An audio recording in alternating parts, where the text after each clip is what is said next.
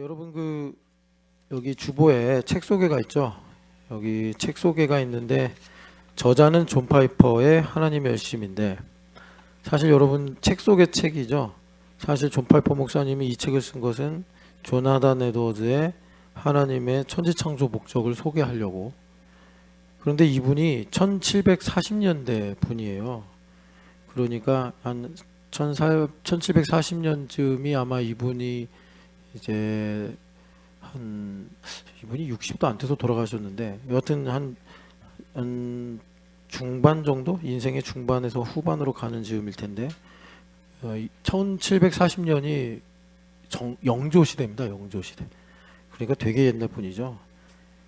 우리가 영조시대 책 막 사서 안 읽잖아요.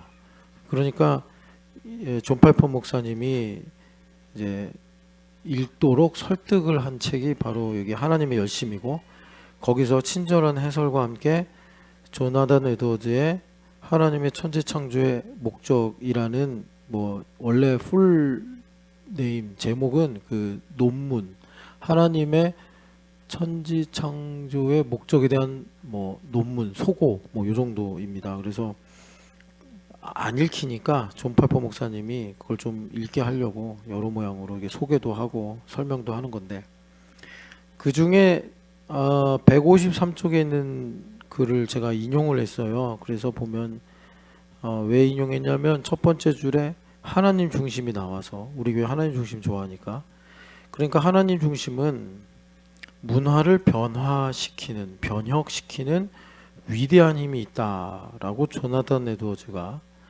영조시대 때 이렇게 말을 했습니다. 그러니까 참 시대를 초월한 분이죠. 그래서 하나님 중심의 복음은 문화를 변혁시키는 위대한 힘이 있습니다. 우리 교회가 그 사과를 놓고 말하잖아요. 사과에 벌레가 있는데 어떻게 할까? 그러면 이제 천주교는 버려라. 벌레 먹은 걸 어떻게 먹냐? 루터는 벌레 먹은 데만 도려내고 먹자. 그런데 이제 우리는 깔뱅이인데 깔뱅은 다 삼켜서 소화시켜야 된다. 이제 이런 입장이에요. 그래서 그것이 이제 예수님 말씀으로 말하면 너희는 세상의 소금이다. 이렇게 하신 말씀하고 일맥상통합니다. 그런데 여기서 이제 그 말을 하고 설명을 하는데 문화를 변혁시켜야 되니까, 그러니까 여러분 문화를 변혁시킨다. 이거를 너무 나랑 멀리 있는 말이라고 생각하지 말고, 저기 뒤에 있는 유미자매가 유다민 어떻게 키우지? 그리고 또 요즘에 이제 이사 문제 많이 고민해서 얘기하는데 이사 어떻게 하지? 이럴 때 우리가 진리를 가지고 이런 모든 일들을 선택하는 게 문화를 변혁시키는 일입니다. 여러분들이 위대한 책을 쓰고 엄청난 성공을 이루는 게 아니라 일상에서 크든 작든 하나님의 뜻을 이루는 것. 그래서 여기 보면 이제 개인주의적인 신앙의 가장 나쁜 형태는 그러니까 내 자기 안에 갇혀 있다 이런 겁니다. 좀 복잡하고 어렵게 쓰셨는데, 그러니까 이건 이제 조나단 에드워즈 목사님이 하신 말씀이에요. 그러면서 복음의 능력 없이 그냥 여기 이제 전보미 집사님이 시온이를 키우는데 시온이를 키우는 것을 그냥 개인의 일로만 여기고 자기의 능력이나 또 경험치를 가지고 가르치려고 하는 것이 바로 이제 가장 나쁜 형태다라고 말씀하면서, 시온이를 키우는 일이 이제 우리로 말하면 전보미 집사님에게 아까 찬양한 것처럼 하나님 나라의 일이 돼야 되는데, 그냥 내 일이 돼버리면은 그냥 엄마니까 공부 잘했으면 좋겠고 건강했으면 좋겠고 또 엄마 말 잘 들었으면 좋겠고, 그러니까 엄마 말 안 들으면 화가 나고 정죄하고 판단하고 이렇게 되는 겁니다. 그래서 얘들아, 너희들 이번에 이제 요세프 수련회 가지 않냐? 이제 목사님 아마 설교하려고 내려가신 것 같은데, 자유가 뭐냐면 예준아, 용서하는 거야. 용서를 많이 해야 돼. 근데 너희들이 이걸 좀 새겨들어야 된다. 유아도 마찬가지인 게 부모님을 용서해야 돼. 근데 부모님이 뭘 잘못해서 용서하는 게 아니라 그걸 이제 은원관계다 그러는데, 가까이 살고 자주 보고 하다 보니까 나도 모르게 알게 모르게 내 안에 이렇게 눈이 쌓이듯이 불만이 쌓이고 오해가 쌓이고 상처 쌓이고 그런단 말이야. 그런 거를 가지고 부모님을 내가 용서한다, 이건 이제 어폐가 있는 거고 하나님의 은혜를 알아서 감사한다 이거야. 나에게 소리 지르신 것도 감사.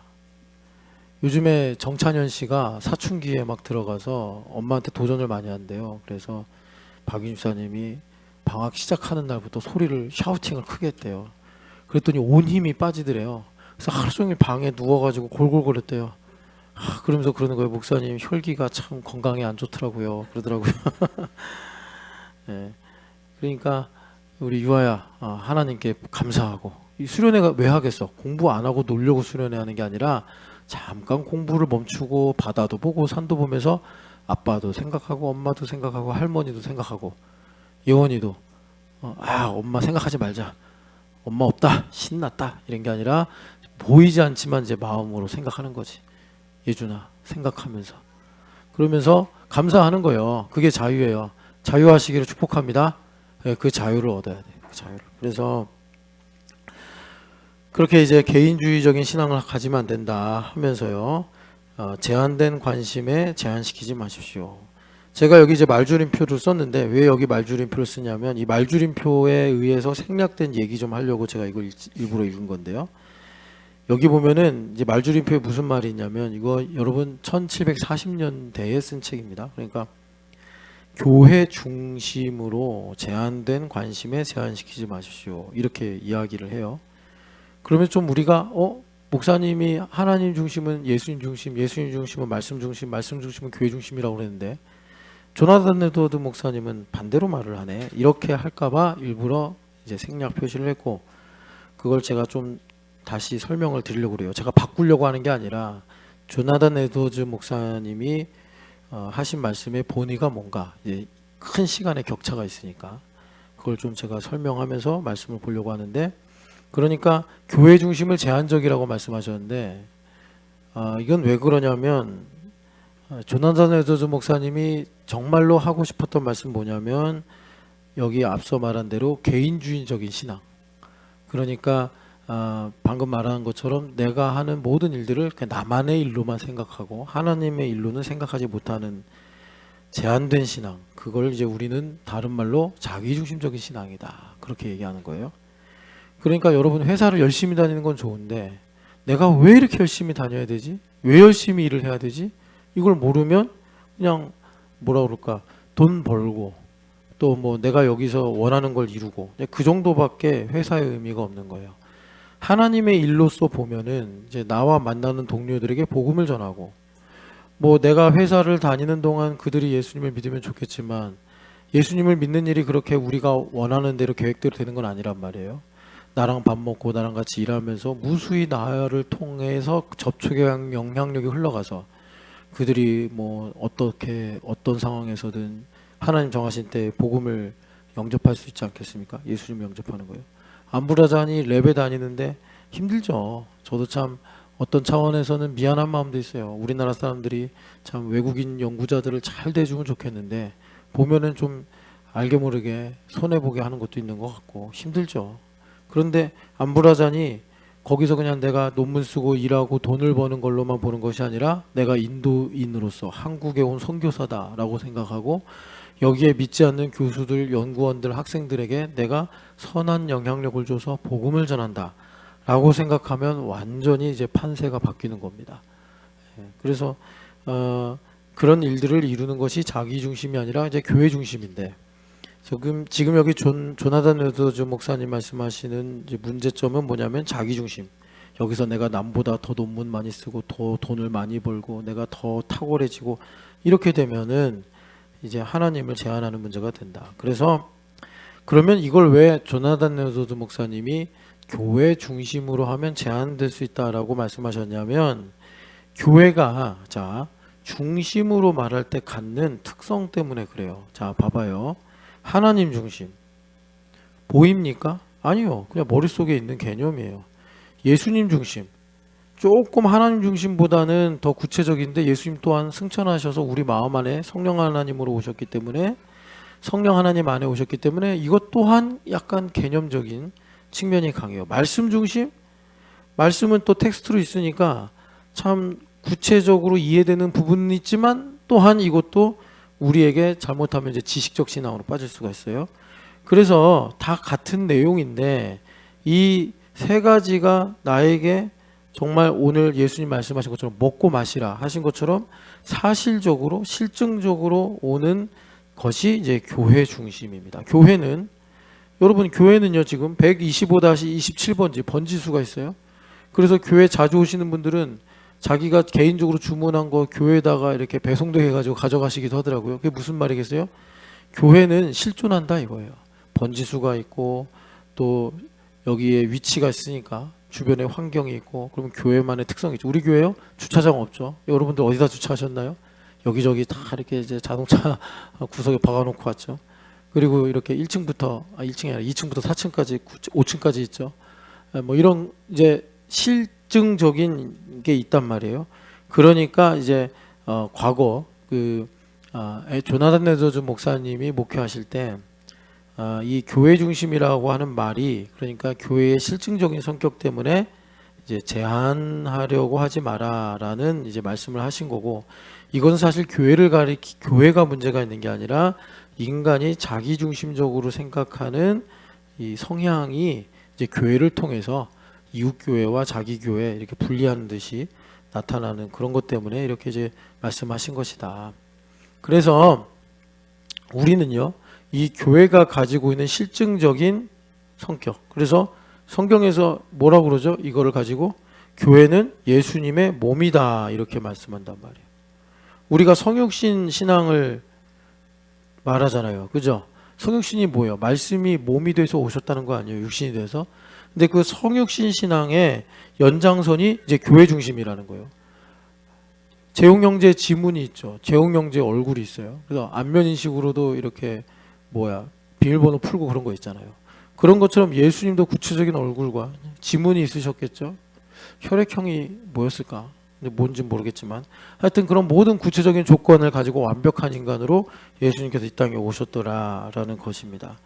그래서 그 성육신 신앙의 연장선으로 지금 우리에게 하나님께서 교회가 되게 하시고 교회를 주셨기 때문에 참 우리가 이 땅에 살면서 지식이 너무나 빠른 속도로 막 홍수처럼 밀려오고 그리고 관계는 과거에 비해서 엄청나게 빠른 속도로 단절되고 그래서 여러분 칼럼 보면은 지리학자가 오늘날의 지도의 중심은 뭐냐 북반구냐 남반구냐 동쪽이냐 서쪽이냐를 가지고 두꺼운 책 하나를 썼는데 결론은 뭐냐면 나더라. 다들 이제 스마트폰 갖고 다니잖아요. GPS가 있으니까 이 지리학적으로 볼 때도 이제는 이 지구본의 중심이 내가 있는 곳, 전범미 집사님은 전범미 집사님 있는 곳, 주현 집사님은 주현 집사님 있는 곳, 예호준이는 예준이가 있는 곳. 그러니까 서로 우리나라가 한자를 쓸 때 사맞지 아니하다 그랬잖아요. 세종대왕이. 근데 우리는 이제 한글을 쓰는데도 사맞지 않아. 왜요? 다 고립되고 단절돼서. 이제 그런 시대를 살고 있단 말이에요. 그래서 우리에게 정말 복음적으로 은혜롭고 우리한테 포기할 수 없는 것이 교회 중심, 교회됨의 복음이더라라는 것입니다. 그래서 우리가 이제 신앙 고백하는 게 뭐죠? 신앙은 사실이다. 신앙은 리얼리티다. 그래서 그 리얼리티의 근원, 그 리얼리티의 모체가 바로 교회다라는 거예요. 그래서 문화를 변형시켜야 되는데 이 교회가 얼마나 중요한 거냐면 여러분 야고보서 2장 22절만 한번 읽어보죠. 참 우리한테 너무나 중요한 말씀인데 여러분들이 이제 우리 신촌연합교회가 신앙 고백을 히브리서 11장 1절로 한다는 거 아시죠? 믿음은 실상이요 이러잖아요. 믿음의 실상이요. 믿음은 바라는 것들의 실상이요. 자, 그것과 같은 말씀이에요. 그러면 믿음이 완성돼야지 우리의 삶에 리얼리티가 있지 않겠습니까? 같이 22절 읽겠습니다. 믿음이 그의 행함과 함께 내가 보거니와 믿음이 그의 행함과 함께 일하고 행함으로 믿음이 온전하게 되었느니라. 아멘. 그러니까 우리가 믿어라는 말만 가지면 그 믿어라는 말은 쓸모가 없는 거예요. 저는 그 우리나라의 사상적 전통이 이황보다는 이쪽에 있지 않을까 이런 생각을 합니다. 이제 조선시대는 대부분 다 이제 이황의 세계로 펼쳐졌는데 정조 후기에 가서 정조 때라고 해야 되나? 그때 이제 여러 박식한 분들이 일어나가지고 실사구시, 실학 같은 게 생겼는데 저는 뭐 둘 다 하나의 축이라면 좀 더 이제 이쪽으로 가는 게 맞지 않을까 생각을 하는데 성경은 이제 다분히 실사구시입니다. 하나님 말씀하고 이루시는 분이기 때문에 하나님 말씀하시고 니들끼리 해라 이러신 분이 아니라 말씀하고 이루시는 분이란 말이에요. 무실력행하시는 분이기 때문에. 그래서 22절에 보면은 믿음이 완성이 되는데 그게 어떻게 되느냐? 행함으로 완성이 된대요. 행함은 뭐로 하죠? 뇌로 하나요? 아니죠. 뇌는 생각만 하는 거죠. 뇌가 왜 중요하다고요? 우리 칼럼에도 제가 이제 좀 러닝을 하자 이렇게 썼는데 제 말이기도 하지만 저기 의사 선생님 말이기도 하고 그 뇌 의사 선생님. 그러니까 뇌가 건강해진다고 하죠. 제가 지난 3부 때인가 한번 이제 그 사진을 캡처해서 보여드렸잖아요. 현지자매도 운동 안 하면 뇌가 이렇게 작아져요. 그러니까 이제 운동해야지 이 뇌가 가득 이 찬단 말이지 머릿속에. 여러분 한번 나중에 밥 먹을 때 머리를 서로 이렇게 두드려봐요. 텅 빈 데가 있으면 러닝 좀 하십시오. 내가 쪼그라든대요. 쪼그라든대요. 그러니까 내가 왜 중요하죠? 행함 때문에 그런 거 아니에요. 열심히 건강하게 살려고. 그래서 그 행함으로 온전해진대요. 행함은 손 발로 하죠. 우리가 예수님의 몸이 돼서 왜 몸되게 하셨죠? 머리로만은 믿어서 안 되니까 행해야지 믿음이 온전해지고, 온전해진다는 게 뭐냐면 믿음이 이제 내게 된단 말이에요.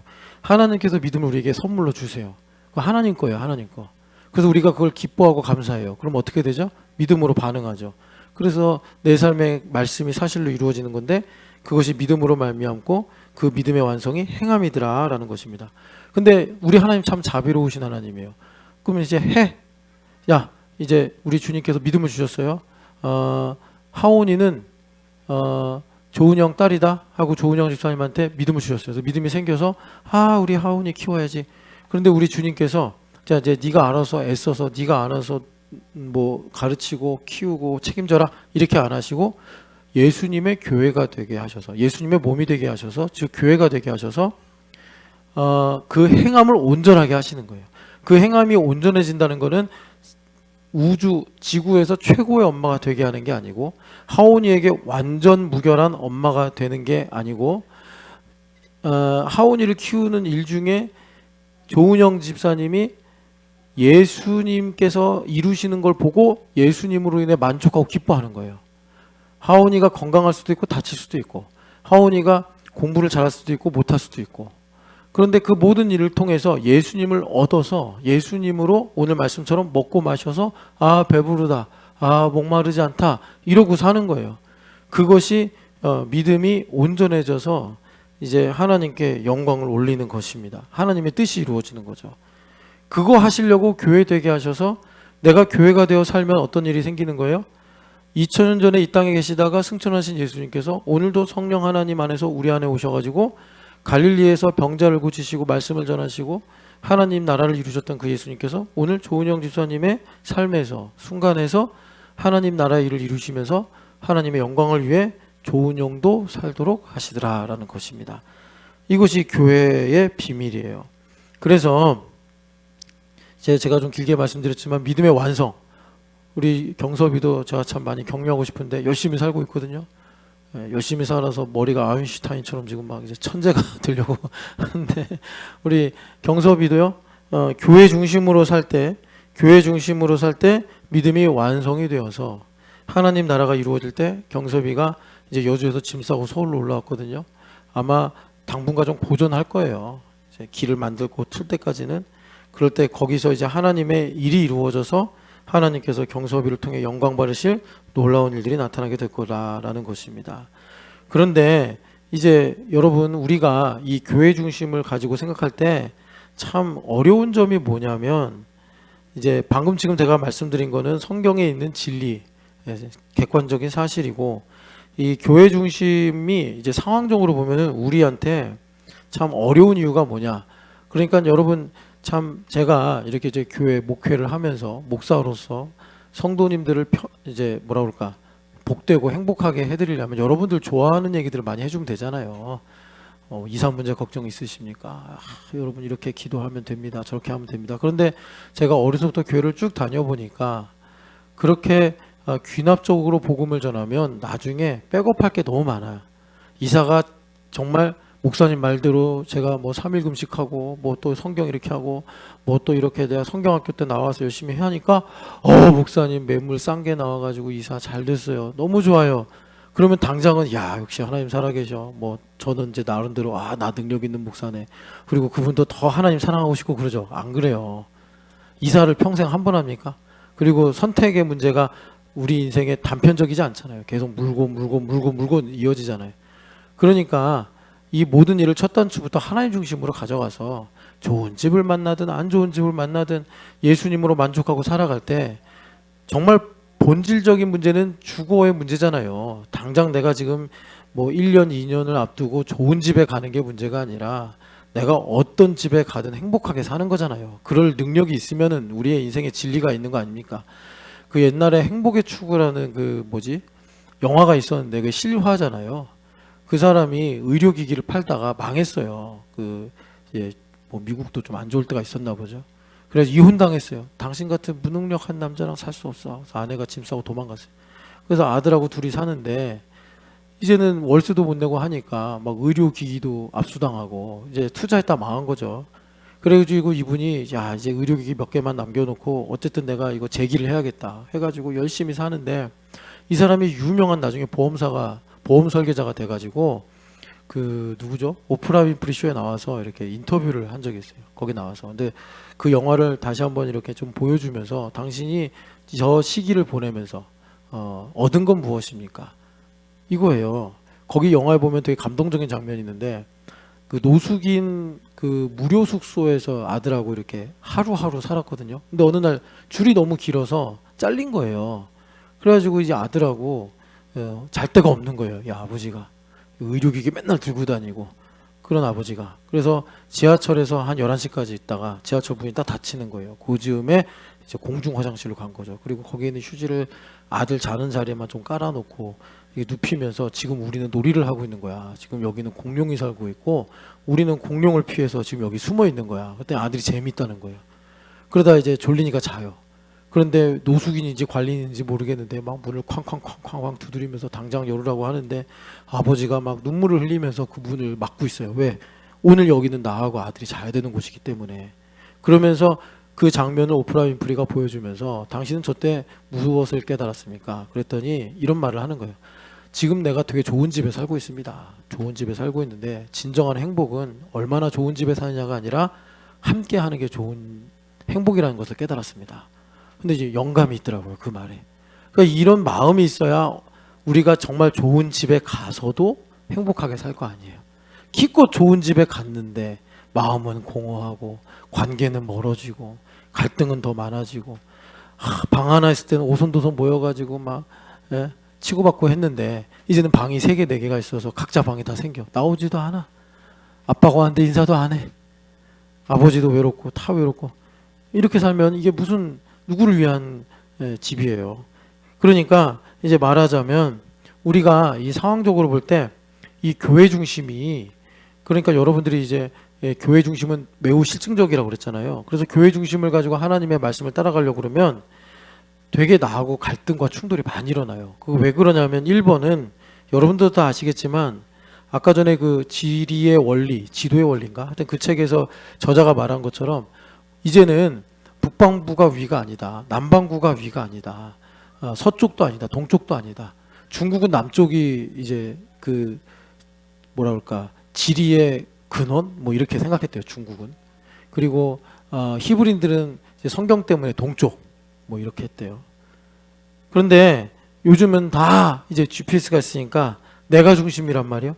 자기 중심에 기본값이 너무 높아졌어요. 진짜 이 해수면의 온도보다 높아졌어요. 이 대기 안에 있는 온실가스보다 더 높은 게 뭐냐면 자기중심이에요. 그래가지고 그러면 목사님 왜 자기중심이 높아지는 거하고 교회중심하고 이게 충돌이 일어납니까? 교회중심 아까 말씀드렸잖아요. 하나님 중심. 하나님 중심이 먹는 문제로, 하나님 중심이 선택하는 문제로, 하나님 중심이 구체적으로 살아가는 문제로 나에게 오는 거기 때문에 자기중심성이 엄청 높아진 현대인들하고 교회중심의 복음하고 만나면 딱 붙는 게 아니라 이질감이 느껴지고 슬퍼지고 두려워지고 화가 나고 갈등이 생기고 막 이런 일들이 생겨요. 많은 전쟁이 있죠. 그런데 제일 여기 성경에서도 말하지만 치열하고 오래된 전쟁이 뭐냐면 나와 하나님의 전쟁이에요. 정확하게 말하면 이제 구원받은 사람에게는 내 안에 있는 어둠과 빛의 전쟁인 것이죠. 그래서 여러분 이 교회 중심으로 사는데 당장 지금 여기 주보에도 보면은 이제 여러분 그냥 성경학교만의 수영장이면 8월 1일은 이제 나름대로 뭐 영화 보거나 사람 만나면 되겠다 이랬는데 지금 8월 1일에 하나님 중심은 뭐예요? 여기 보니까 파주 더 초리골 수영장에 가는 거예요. 서울에서 약 1시간 소요. 이게 하나님 중심이에요. 이렇게 확 와버리니까 아니 부담되죠. 이 교회는 말이야 나를 가만히 안 두네. 이런 식으로 이제 오는 거예요. 그러니까 참 어려운 거죠. 그래서 여하튼 간에 그래서 자기중심하고 갈등이 생긴다. 이 부분. 두 번째는 어떤 거냐면 우리가 뭐 나름 비교하면서 누가 더 공부 잘했네 못했네 하지만 현대인들은 지식이 너무 많아요. 그래서 사변적 신앙이 커요. 방금 말씀드렸잖아요. 하나님 중심 8월 1일에 하나님 중심 뭘까? 뭐 찬양하고 기도하고 뭐 또 뭐라 그럴까? 뭐 이런 거 저런 거 말하지만 예수님께서 예수님 어디 출신이에요? 예수님은 나사렛이야. 그러면 유대인들이 거부감이 확 일어나 버렸단 말이에요. 나사렛 거기서 무슨 선지자가 나와? 그랬던 것처럼 8월 1일 하나님 중심은 뭐예요? 우리 주일학교 어린이들과 함께 전교인 물놀이 가서 뜨거운데 그 물에 들어가가지고 나는 샤워하는 거 어디 나가서 뭐 씻는 거 목욕하는 거 다 안 좋아하는데 여기 가면 이제 평상이라고 깔아놓긴 하지만 더운데 에어컨도 없는데 가가지고 이렇게 하나님 중심이 확 와버리는 거예요. 물론 신집사님 같은 사람들이야 좋겠죠. 아마 거기 가면 또 이제 막 튜브 큰 거 가져와가지고 아마 성원이 성현이랑 신나게 놀겠지만 저 같은 사람은요 피곤하죠. 목사님 저도 피곤해요. 왜? 여기 뭐 제 자식이 있나요? 뭐 제가 놀 사람이 있나요? 저도 귀찮아요 가면. 근데 어떡하겠어요? 목사가 안 가면 어떡해요? 정규인 물놀인데. 그래서 저는 이제 직분 때문에 가지만 이 직분도 없으신 분들은 사실 안 가고 싶은 마음이 더 크죠. 그러나 주님께서 이런 사변적 신앙의 껍데기를 깨시고 오셔서 정말 뜨거운 피로 우리에게 복음을 주시는 거예요. 여러분 그렇게 교회 중심으로 문화를 변형시킨다는 건 뭐 우리가 대한민국의 문화 트렌드를 바꾼다 이게 아니라 나의 삶에서 이사를 어떻게 할 것인가, 내가 이번 달에 빵꾸 났는데 다음 달에 어떻게 이 마이너스를 채울 것인가, 내년에는 이사를 가야 되는데 이사 들 때 비용을 어떻게 우리가 충당할 것인가, 이런 모든 것들에서 하나님의 아까 찬양한 것처럼 This kingdom's reign, This kingdom's authority. 여기 우리 유하, 예준이, 예원이 이제 너희들 계획 세웠잖아.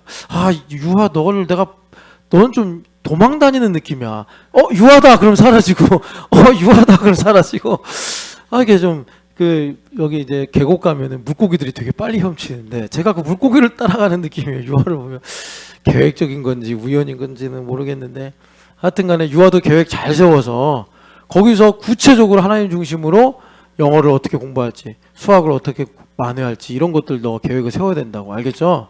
자, 그래서 여러분 이 교회 중심이 나의 삶에 하나님의 뜻이 이루어지고, 주님께서 그러셨잖아요. 뭘 먹을지 걱정하지 마라. 어디로 이사 갈지 걱정하지 마라. 왜 그러시겠어요? 답이 다 있으시니까. 그냥 주님께서 말로만 걱정하지 마 하신 게 아니라 구체적인 뜻과 계획이 있으시니까 주님께서 우리에게 걱정하지 말라고 하신 거예요. 그래서 오늘날 우리에게 이 교회 중심은 참 중요하다. 그래가지고 여러분 이제 조나단 에드워즈 목사님 말씀하신 것은 우리가 교회됨의 복음, 교회 중심이라고 말할 때 그 대척점에 있는 게 나의 복음, 나의 복음이라고 하면 또 헷갈릴 수 있어요. 왜냐하면 바울 사도가 은혜의 복음을 가지고 나의 복음이라고 우리 말씀하셔가지고 자기 중심의 신앙, 이것을 주님께서 우리에게 이제 거부하게 하시고 만물을 통치하신 하나님의 뜻을 우리 가운데 이루시더라라는 것입니다. 그래서 여러분 사실 이제 이 교회 중심으로 말을 하면 뭐 사사건건 주님께서 우리에게 시비를 거시듯이 힘들게 하시는 게 아니라 다양하게 나타나죠. 뭐 돈 문제, 뭐 우리 애들 같은 경우 공부하는 문제. 야 신성현, 문성원 앞에 봐.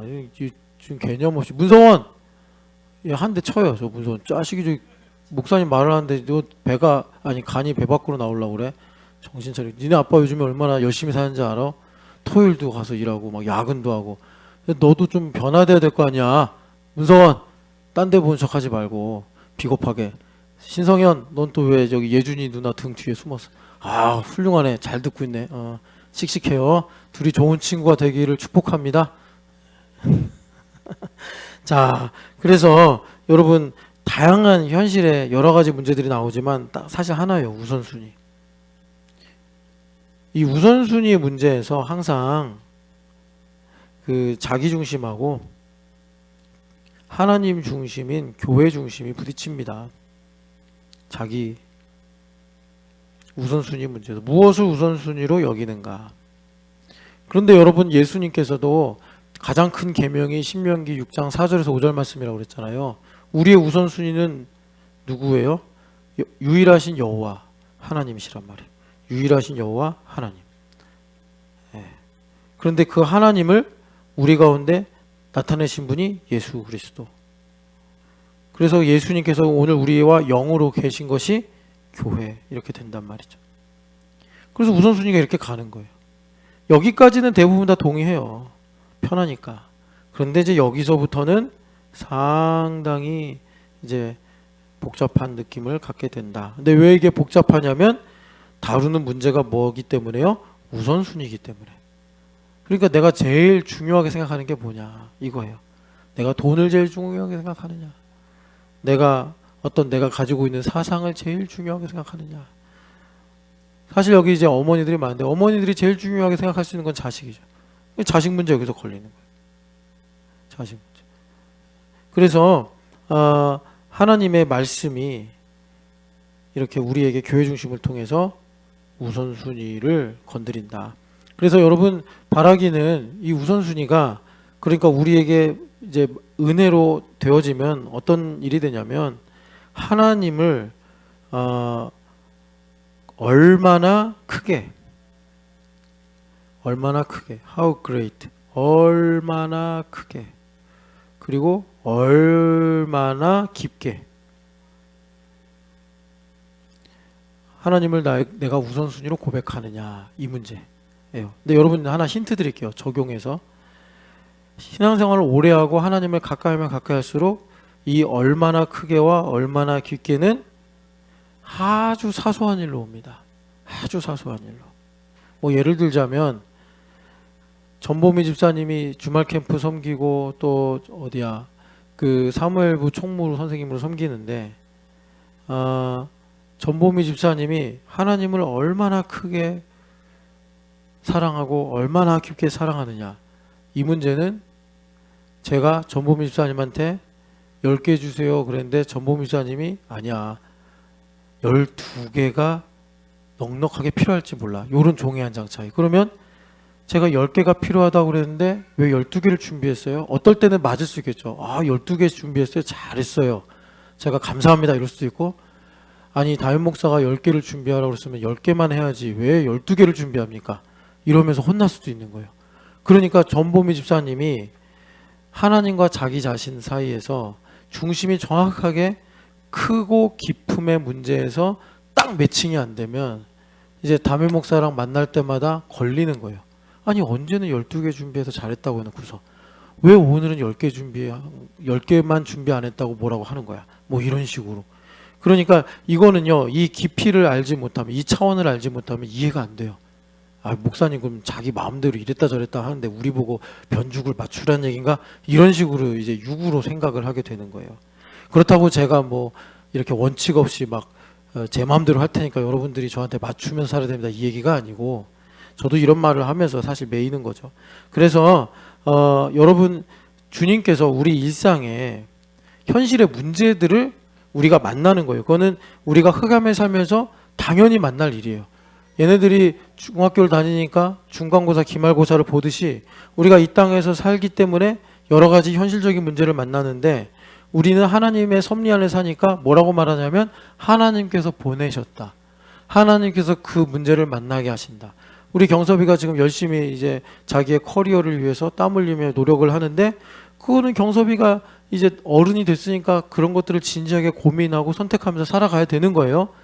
그러나 경섭이가 하나님과의 관계 속을 생각할 때 하나님께서 지금 나에게 믿음을 주시려고 이런 현실의 문제를 주셔서 나로 고민하게 하시고 인내하게 하시고 더 기도하게 하시고 그래서 그런 모든 일에서 하나님께서 나를 인도하시는구나 이렇게 이제 말을 한단 말이에요. 하나님께서 보내셨다. 그러니까 하나님께서 현실의 문제를 보내시는 것은 이 현실의 문제를 해결하시는 하나님의 말씀을 통해서 나의 하나님을 사랑하는 크기와 나의 하나님을 사랑하는 깊이를 more and more, 더 깊게, 더 크게, 더 온전하게 주님께서 하시려고 주시는 거구나. 그것이 다윗이 말한 하나님의 선하심과 인자하심이 정녕 나를 따르리니에요. 그러니까 하나님의 선하심과 인자하심이 따른다, 추적을 한다, 이런 말이거든요. 그러니까 다윗이 어떤 문제를 만났을 때 힘들다, 어렵다, 뭐 시편에 보면 날 버리셨습니까? 언제까지입니까? 이런 기도가 많잖아요. 근데 지나고 보니까 선하심과 인자하심이 추적을 하는 거예요. 하나님의 선하심이었구나. 나는 나를 버리신 줄 알았는데 하나님의 인자하심이었구나. 그래서 다윗이 하나님을 우선순위로 생각하는 그 믿음의 고백이 더 커지고 더 깊어지고 이제 이런 결과들이 나타나게 되더라는 것입니다. 그래서 현실의 문제는 내가 죄인이기 때문에 내가 못해서 만나고 부족해서 만나고 하는 것이 아니고 하나님께서 나를 구원하셔서 하나님의 계획은 뭐냐면 하나님의 영광을 위해서 나를 그 맞게 거룩하게 하기를 원하시는데 이 거룩하게 하시려고 현실의 문제를 통해서 내가 기도하고 하나님을 바라보고 회개하고 이런 일들을 통해 하나님을 우선순위로 여기는 하나님을 위해 살아가는 이런 일들을 주님께서 나에게 더 확장을 시켜주시더라라는 것입니다. 그래서 내가 이렇게 하나님께 동의를 드릴 때 이 현실의 문제에서 하나님께서 하나님의 일을 행하십니다. 내가 하나님을 물론 여러분 다 여기 계시니까 세례도 받으셨고 또 여기 와서 이렇게 예배도 하시니까 하나님 최고입니다. 하나님 지존하십니다. 하나님 경외합니다. 우리가 이렇게 신앙 고백한단 말이에요. 문제는 뭐냐면 유미 집사님이 그것을 얼마나 넓게 얼마나 깊게 고백하느냐가 유미 집사님이 가지고 있는 현실의 문제에 대한 답을 찾는데 이제 길이 되고 또 하나님께서 그것을 통로로 삼으시더라라는 것입니다. 그래서 우리가 이제 다시 이 아까 요한복음 쪽으로 돌아오면 하나님의 일을 하는 것이 참 우리에게 중요하단 말이에요. 세상 사람들은 돈이 얼마나 필요하다, 이런 방법과 수단이 필요하다, 어떻게 하면 그 문제가 해결되느냐 하는데 성경은 그냥 진리를 우리에게 결과적으로 말씀해 주시는 것이 하나님의 일을 해야 된다 이렇게 말씀을 하세요. 그런데 하나님의 일을 하는 것을 자 여러분 이게 좀 고민이 되는 게 하나님의 일을 한다. 이게 사실 우리가 피조물 주제에 불가능한 일이에요. 개미가 아무리 영특하다 하더라도 어떻게 우리 일을 대신합니까? 힘도 안 되고 깨닫지도 못할 거 아니에요. 마찬가지로 이거보다 훨씬 더 크게 내가 좀 더 생각을 다르게 하고 더 애쓰고 노력하면 하나님의 일이 되지 않을까? 착각입니다. 하나님의 일이 될 수가 없어요. 그래서 예수님께서 하나님의 일을 하는 방법을 우리한테 오늘 말씀으로 주신 것이 뭐냐면 먹고 마셔라. 뭘 먹고 마시는 거죠? 예수님의 살과 피를 먹고 마시면 너희가 현실에서 하나님의 일을 할 수 있다라고 말씀드렸어요. 이제 이 부분을 우리가 2부에서 더 많이 자세하게 볼 건데 그런데 여러분 놀랍게도 여기까지 여러분들이 쭉 설교를 듣고 왔어요. 지금 여러분들이 현실에 문제가 있어요. 믿음의 사람이니까 하나님 이것 좀 해결해 주세요. 하나님 이것 좀 나를 도와주세요. 이렇게 기도할 수 있단 말이에요. 그럼 그 현실의 문제의 답이 뭐냐? 성경에서 우리에게 딱 복잡하게 말씀하지 않고 단적으로 이렇게 얘기하시는데 하나님의 일을 하면 된다 이래요. 그게 하나님의 일이 되면 돼. 그래서 우리가 성찬식도 하는 거예요. 하나님의 일이 되면 되는데 하나님의 일은 크고 높아요. 그러니까 무슨 말이냐면 하나님의 일은 여러분 로마서 한번 가서 읽어보시겠어요? 바울 사도가 하나님의 일을 찬송으로 이렇게 우리한테 표현해 주는데 로마서 11장을 보시면 33절 같이 읽겠습니다. 깊도다 하나님의 지혜와 지식의 풍성하며 그의 판단에 헤아리지 못할 것이며 그의 길은 찾지 못할 것이로다. 아멘. 자, 답은 알았어요. 하나님의 일을 하면 되는구나. 그런데 그 하나님의 일은 아무리 지혜와 지식이 풍성해도 알 수 없다 이거예요. 그러니까 우리 재홍 형제가 채은이를 키우는데 채은이 미래도 몰라. 채은이 마음속도 몰라. 채은이 몸에 있는 장기들이 지금 어떻게 움직이는지도 몰라. 근데 하나님은 다 아셔. 하나님은 거기에 틀림이 없이 채은이를 구원하고 채은이를 통해 영광 받으실 계획을 가지고 일을 하시는데 우리는 그 지혜와 지식에 미치지 못한단 말이에요. 미치지 못하니까 내 눈에 보이는 것만 일부만 가지고 이렇게 해야 된다 저렇게 해야 된다 하면서 하나님의 일을 방해하고 하나님의 일을 우리가 오히려 망가뜨리는 그런 선택을 한단 말이죠. 그런 얘기예요. 그래서 하나님의 지혜는 지혜와 지식은 풍성하다. 나에 관한 것도 그렇고 나의 인생에 관한 것도 그래요. 누가 주의 마음을 가졌겠느냐. 욥기의 말씀 인용하시죠. 그리고 하나님은 우리와 이제 함께 일하시는 분이잖아요. 그래서 우리가 지금 이제 예배하면서 예배의 핵심은 여러분 설교 시간이 아닙니다. 예배의 핵심은 내가 기도를 뜨겁게 하는 시간이 아니에요. 예배의 절정은 내가 막 찬양하면서 막 눈물 흘리고 그러는 게 아니라 예배의 클라이막스이자 예배의 본질은 여러분 가인과 아벨의 이야기에서 나오는 것처럼 예물입니다. 예물이 정말 중요해요. 그래서 우리 교회는 이렇게 예물에다가 열심히 기도 제목도 적자 이러는 것이고, 그래서 여러분 우리가 지금 뭐 소나 양을 각을 떠가지고 하나님께 드릴 수 없잖아요. 피를 번제단에 부어드리고 이럴 수 없잖아요. 우리가 그런 거 교회에서 이제 해주지도 않아요. 해도 아무 소용이 없고. 그러니까 그 소의 양의 살을 각을 뜨는 것처럼 그 내장을 하나도 상하지 않게 고스란히 뜯어내서 불로 사르는 것처럼, 그리고 뼈를 하나도 꺾지 않고 그 양이나 염소의 뼈를 꺾지 않고 하나님 앞에 아주 정밀하게 발라내서 다 드려야 된단 말이에요. 이런 모든 일들, 그런 심정으로 우리가 기도 제목을 쓰는 거예요. 하나님께. 그래야지 이것이 아벨의 예물처럼 하나님께서 노아의 예물처럼 흠양하시는 거지. 여러분, 그래서 기왕 드리는 예물 잘하자 이거예요. 여러분, 예물 그냥 드리는데 안 하면 벌 받을까 봐 하는 게 아니고 정말 하나님께 내 중심을 드리는 거란 말이에요. 중심을. 자, 그래서 하나님의 일을 하긴 해야겠는데 몰라요. 우리가 알 수가 없어요. 기도다, 그죠? 알 수가 없어요. 그리고 설사 한번 알았다 합시다. 뭐 이제 헌금 기도 제목 얘기했으니까 저는 이거 쓰면서 뭐 물론 길게 써야 되는 게 진리는 아닙니다. 그러나 사람이 좀 마음을 담다 보면 길어질 수도 있는 거죠. 근데 제가 오늘 이제 11조 예물을 드리는데 11조 예물을 드리면서 참 감사했던 게 제 앞날을 하나도 알지 못하게 하심이 너무 감사한 거예요. 무슨 말이겠어요? 참 힘들다 이 말이죠. 그런데 주님께서 알지 못하게 한 것이 참 감사합니다. 왜요?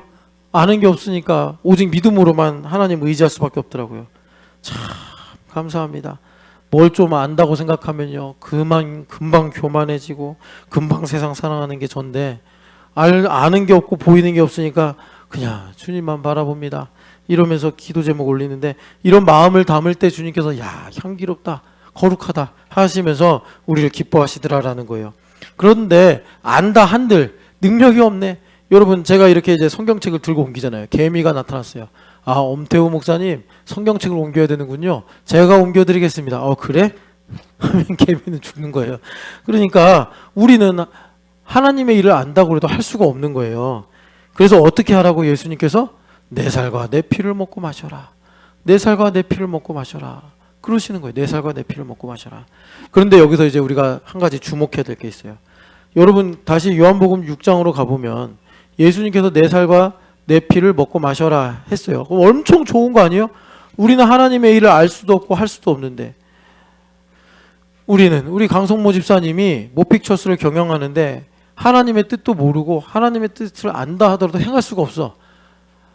요즘에 좀 더워서 그런가 30km씩 안 뛰는데 우리 교회에서 유일하게 30km 이상을 뛰는 마라토너, 자기 꿈이 있대요. 꿈이 뭐냐면 이제 40km 완주를 하는 거래요. 풀 마라톤.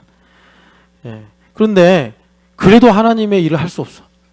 하나님은 죽을 때까지 달리라고 하는 건데 강성모 집사님이 어떻게 그렇게 달리겠어요? 쉴 때가 필요하지. 그래서 우리 예수님께서 그러면 내 살과 내 피를 먹고 마시면 할 수 있다라고 했는데, 여러분 그 요한복음 6장을 다시 가서 60절부터 60 쭉 읽어봅시다. 같이 읽어봐요. 제자 중 여럿이 듣고 말하되 이 말씀은 어렵도다. 누가 들을 수 있느냐 한데, 예수께서 스스로 제자들이 이 말씀에 대하여 수군거리는 줄 아시고 이르시되 이 말이 너희에게 걸림이 되느냐라고 하셨어요. 니들 지금 수군거리는데 그게 말이야, 너희들이 이해력이 부족하고 말씀을 내가 어렵게 설교해서가 아니라 너희들에게 걸림이 돼서 그래. 이 걸린다는 게 이제 실족한다라는 말로도 쓰이잖아요. 이 말씀은 언제 어디서 쓰였죠? 그 이제 베드로 사도가 예수님께서 너희는 나를 누구라 하냐? 그리스도이십니다. 그럼 그리스도가 뭔지 가르쳐 줄게. 그러시면서 3일 만에 내가 아니야. 내가 잡혀서 고난당하고 십자가에서 죽은 다음에 3일 만에 부활할 거야. 이게 그리스도야. 라고 말씀하시니까 이게 걸림이 돼가지고 어떻게 했어요? 베드로 사도가 그러시면 안 됩니다. 항변하고 예수님을 도리어 꾸짖으면서 예수님 뭐라고 하셨죠? 너는 나를 실족하게 하는 자로다. 사탄아 내 뒤로 굴러가라 그랬단 말이에요. 말씀이 지금 이 제자들 마음에 걸린 거예요. 이건 영적인 문제죠. 그래가지고 66절 읽어보겠습니다. 그때부터 그의 제자 중에 많은 사람이 떠나가고 다시 그와 함께 다니지 아니하더라. 아멘. 자, 이 먹고 마시라는 말씀이 되게 예리한 검이구나. 되게 예리한 검이구나. 이제 이서가 100일이 돼가지고 100일 사진 보셨죠? 참 예쁘게 찍었는데, 그러니까 이서 엄마가 이제 이서를 잘 키우고 싶을 거예요. 아빠도 잘 키우고 싶고. 그분들에게 자, 이서 잘 키우고 싶어? 그러면 내 살과 내 피를 먹고 마셔. 그랬더니 너무 좋은 거야. 할렐루야 하나님. 그래가지고 우리 경창재랑 유선자매가 이서를 잘 키우고 싶은데, 그런데 예수님께서 먹고 마시라는 이 말씀을 듣고서 이제 이 영적인 차원에서 걸림이 되는 거예요. 왜 걸리느냐? 이걸 좀 이제 예로, 실제로 그렇다는 게 아니라 예로 펴서 말씀을 드리면, 경찬 형제 유선자매는 이 방향으로 자기가 경험이 있으니까, 자기가 똥기저귀 갈고 자기가 먹이고 자기가 씻기니까 당연히 그런 애씀을 투자하면서 이서가 이렇게 컸으면 좋겠다, 이서가 이렇게 자라났으면 좋겠다라는 자신의 계획과 뜻이 암묵적으로 있다 이 말이에요. 없으면 그렇게 행동이 안 나가요. 잘 되길 바라는 거죠. 그런데 하나님의 계획이 그것과 달라. 하나님의 계획은 이서가 뭐 예를 들어서 경찰원제가 우리 이서는 공부 잘했으면 좋겠어. 그런데 우리 하나님은 이서 공부를 좀 못해야 돼. 그래야지 이서가 하나님께서 세우신 계획대로 살아갈 수가 있어. 그러면 이게 이제 충돌이 일어나서 아까 61절에 읽은 것처럼 걸림이 되는 거예요. 걸림이 돼가지고 어떻게 돼요? 예수님께서 내 살과 내 피를 먹고 마시라. 저거 먹으면 안 되겠네. 저거 마시면 나는 썩을 양식을 위해 살아야 되는데 내가 원하는 양식을 위해 살지 못하고 하나님께 딱 이 코가 꿰어서 하나님 뜻대로 가는 거구나. 그래서 제자들이 다시는 예수님과 다니지 않았다라고 이렇게 말씀하시는 것입니다. 그래서 이 먹고 마시라는 말씀이요, 예수님께서 가지고 계신 침 중에 제일 길어요. 그래서 예수님 침을 딱 놓으면 골수까지 들어간다니까요, 이 말씀이. 그래가지고 여러분, 예수님께서 다른 데서 설교하실 때는 한두 명이 뭐 시비 걸고 시험 걸고 뭐 이렇게 뭐 이해가 안 된다 이랬는데, 여기서는 이 12명 빼고는 대부분 다 예수님을 떠나갔다, 이렇게 지금 말씀을 하고 있는 거예요. 그래서 오늘 말씀은 참 우리에게 복된 말씀이다. 왜요?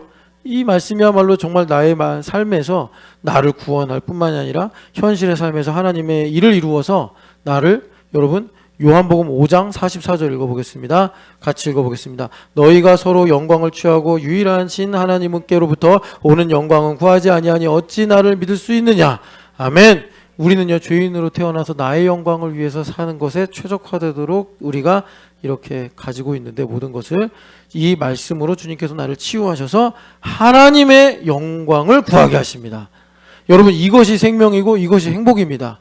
아까 전에 제가 그 보험 설계사 이름은 잊어버려서 기억이 안 나는데, 그 사람이 말했잖아요. 자기 경험에서 아는데, 크고 좋은 집에 사는 게 아니라 함께 사는 게 행복이다 한 것처럼, 우리가 인생에서 성공하고 내가 원하는 걸 다 이루는 게 행복이 아니라 나의 예수님과 함께 하는 게 행복이라고. 함께 하는 행복. 이사 문제로 최근에 많이 질문했던 분 중에 한 분이 박유미 집사님이에요. 박유미 집사님은 뭐 하나 꽂히면은 나를 그냥 계속 질문 요정, 질문을 계속해. 그래서 제가 그 질문에 계속 답을 하다가 안 되겠다 해가지고 말한 게, 박유미 집사님 인생 찬양이 찬송가 438장이라며. 그랬더니 그걸 기억하셨어요? 그러는 거예요. 자기도 이제 뜨끔한 거죠. 거친 산이나 높은 들이나 뭐 어디나 뭐 하여튼 간에 주님 계신 곳이 하늘나라라며, 그게 당신의 인생 찬양이라며. 그랬더니 그 다음부터 질문 안 하더라고요. 해결됐어요. 해결됐어요. 혹시 여러분들 중에 나는 인생 찬양이 그게 아니라서 다행이다 이러신 분이 계시면 안 되고, 여러분 그렇게 주님과 함께하는 것이 나의 인생의 해결이요, 예수님께서 여기서 말씀하신 영생이요. 그래서 저는 여러분들을 정말 그 거친 들이나 초막에 거하게 하려고 이 말을 하는 게 아니라, 우리 예수님은 아버지시란 말이에요.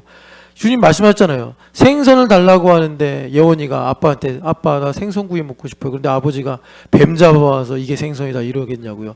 예준이가 아빠 저 떡이 먹고 싶어요. 그런데 한영 집사님이 돌 주워가지고 이게 떡이라고 생각하고 먹어라 그러지 않으신단 말이에요. 우리 주님 우리의 성정을 아시고 우리의 삶의 형편을 다 아시니 초막에 거하게 하시겠냐고요. 그러니까 여러분 그걸 믿으시고 여러분 예수님의 살과 피를 먹고 드셔서 마시셔서 여러분 그 감람원과 포도원을 아름답게 가꾸시기를 축복합니다.